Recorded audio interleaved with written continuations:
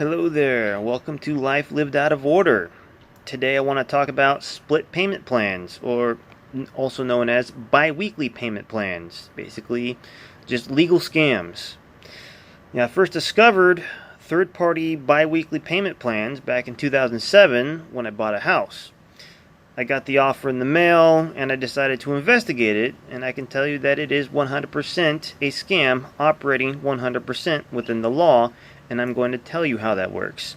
First, I'm going to expose how, the mechanics of this scam, and then I'm going to expose what's in it for them, because that's what you always have to figure out when someone's offering you something. What's in it for them? So, in their sales pitch, they state certain basic facts. They say, generally they'll say there are 52 weeks in a year, so if you make bi-weekly payments, it'll come out to 26 payments instead of 12 monthly payments. The other thing they say is most of what you pay on the mortgage or loan will be the interest, and paying extra will lower the interest. These are both facts with a lot of room to play in. If you take this before a judge, he will agree to these statements because there really are 52 weeks. He's going to say, oh, yes, there are 52 weeks in the year. Legally, there are 52 weeks in the year. And if you divide 52 by 2, there's 26. Basic math. But here's a trivia question for you. How many weeks are in a month? If you said 4, you're both right and wrong at the same time. Now, if there's 7 days in a week, and you multiply that by 4 weeks, you get what? 28. Think about that.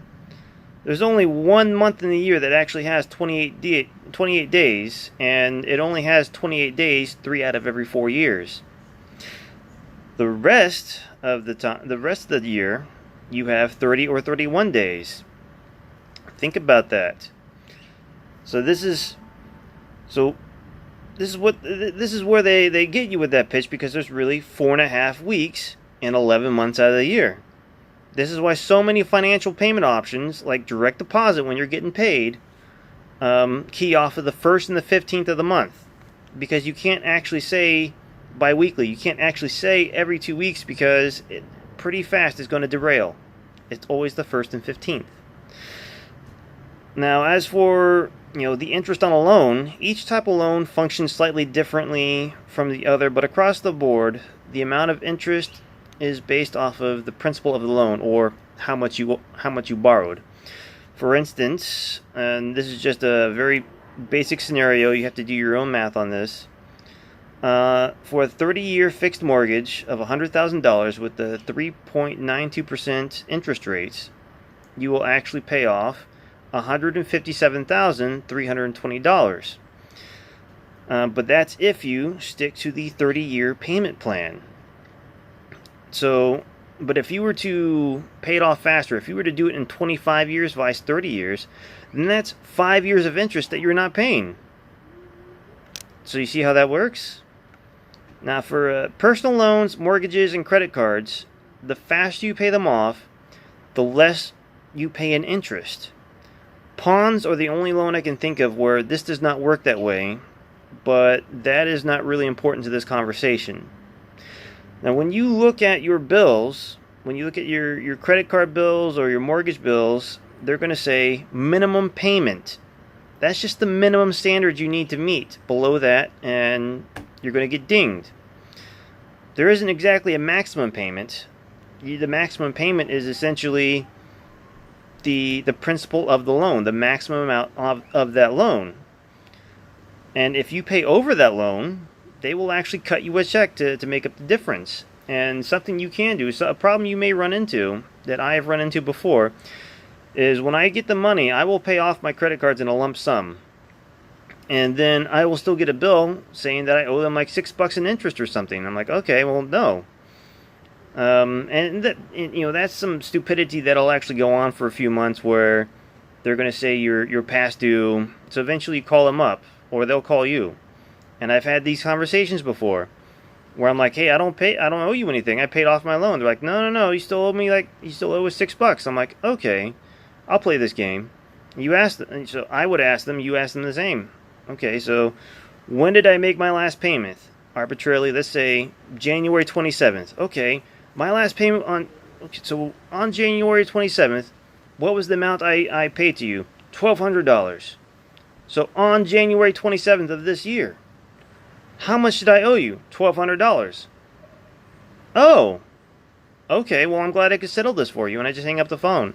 And they wipe out that debt because they sent me a bill stating what I owed them. I paid them what I owed them. And they're trying to say that you still owe interest on that, period of that portion of the pay period or the billing cycle. No, you don't. The bill says $1,200. I paid $1,200. Before that bill closed. I don't owe you any interest. So you can have that conversation with them, and they will wipe that $6 from you, or you can just harass them. I like to do that. Now, what's in it for these companies? These third-party, bi-weekly payment companies. What is in it for them? And remember, in order for them to stay legal, they must answer every question as honestly as possible.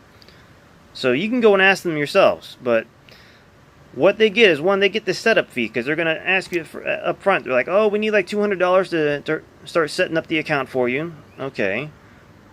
They ding you that way. Then there's a monthly handling fee of around $5 or so. Every company's different. They treat every loan differently. You have to ask yourself. But, you may say that's $500 a month. That's not a lot. But, over the life of the loan, especially if it's going to be a mortgage you're paying for another 20 years, that's a lot of money. And now here's the big ticket item for them. What they're really getting out of this. Now the first half of the payment that they get from you, they just hold on to it until they receive the second half and then send it to your mortgage company. While they're holding on to that first half of your payment and everybody else's payment, because they're doing this not just to you, but to thousands upon thousands of people. All right? They're just holding on to it. Now, I'm kind of unclear as to what they're doing with it for that 2 weeks while they're waiting for the second portion of your payment. But that's a lot of money they're holding on to, and they can totally operate as a bank. Even if they were just collecting interest off of that money, that's still a pretty penny. All right, so they could be operating as a bank and functioning as a lender themselves. I'm unclear on that. That's just speculation, but I know that holding on to that much money for 2 weeks, they can actually make money off of that.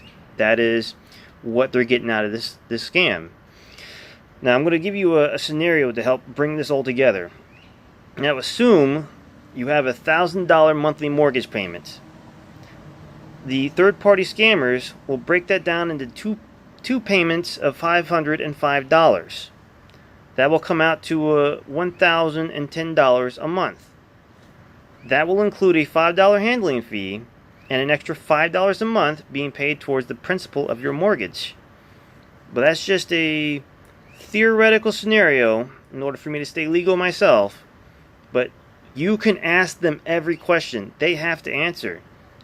Start with, how much will my bi-weekly payment be? Do the math, compare it to what you're already paying. Then ask, that amount is slightly more than the monthly payment. What do you do with that extra amount?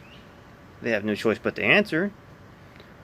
When I pay you the first half of my payment, do you send it straight to my mortgage company? They'll say no.